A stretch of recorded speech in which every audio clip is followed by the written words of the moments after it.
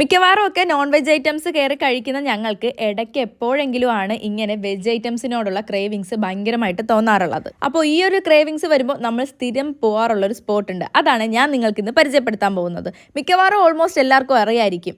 എന്നിവിടെ പോയാലും ഞാൻ മെയിനായിട്ട് ഓർഡർ ചെയ്യുന്ന ഒരേ ഒരു ഐറ്റമേ ഉള്ളൂ, മസാല ദോശ. പക്ഷേ കൂട്ടത്തിൽ ഒരാൾ എപ്പോഴും ചന്നാ ഭട്ടൂരേ പറയത്തുള്ളൂ. പതിയെ പതിയെ ഞാനും കഴിച്ച് ഇതിൻ്റെ ഒരു ഫാനായിന്നേ. ചൂടോടെ കൊണ്ടുവന്ന് മുന്നിൽ വെച്ച് തരും. അപ്പോൾ കുറച്ചെടുത്ത് ആ കറിയിൽ മുക്കി പിന്നെ ആ സാലഡിൽ മുക്കി ഒന്ന് കഴിക്കണം. എൻ്റെ അമ്മ കിഡിലൻ ടേസ്റ്റാണേ. ഈ ഒരു ചന്നാ ഭട്ടൂര കാരണം എൻ്റെ മസാല ദോശ ഞാൻ മറന്നു പോകുന്നോ എന്നൊരു സംശയമില്ലാതില്ല. അപ്പോൾ എന്നത്തെയും പോലെ അടിപൊളിയായിരുന്നു. ഇന്നും ഒരു ചന്നാ ഭട്ടൂരയ്ക്ക് 85 രൂപയാണ് റേറ്റ് വരുന്നത്. അപ്പോൾ ദേ എൻ്റെ പ്ലേറ്റ് കണ്ടില്ലേ, ഇതാ ഇതുപോലെ ആക്കി വെച്ചിട്ടുണ്ട്. പിന്നെ ലാസ്റ്റ് ഇരുന്ന് കുറച്ച് സലാഡ് കൂടി എടുത്ത് കഴിച്ചിട്ട് ഇന്നത്തെ കഥ അവസാനിച്ചിരിക്കുകയാണ്. അപ്പോൾ സ്ഥിരമായിട്ട് മസാല ദോശ കഴിക്കുന്നവർ ഈ ഒരു ഐറ്റം കൂടി ഒന്ന് ട്രൈ ചെയ്തേക്കണേ. അപ്പോൾ സ്പോട്ട് വേറെ എവിടെയല്ല, ഞങ്ങൾ ട്രൈ ചെയ്തത് ട്രിവാൻഡ്രത്ത് UST ഗ്ലോബലിൻ്റെ നേരെ ഓപ്പോസിറ്റുള്ള ശരവണ ഭവനാണ്. വേറെ ഔട്ട്ലെറ്റിൻ്റെ കാര്യങ്ങളൊന്നും എനിക്കറിയത്തില്ല. പക്ഷേ ഇവിടുത്തെ ചന്നാ ഭട്ടൂര സെറ്റ് സാധനമാണ്, ട്രൈ ചെയ്ത് നോക്കുക. അപ്പോൾ ബൈ ഫ്രം ട്രൂലി.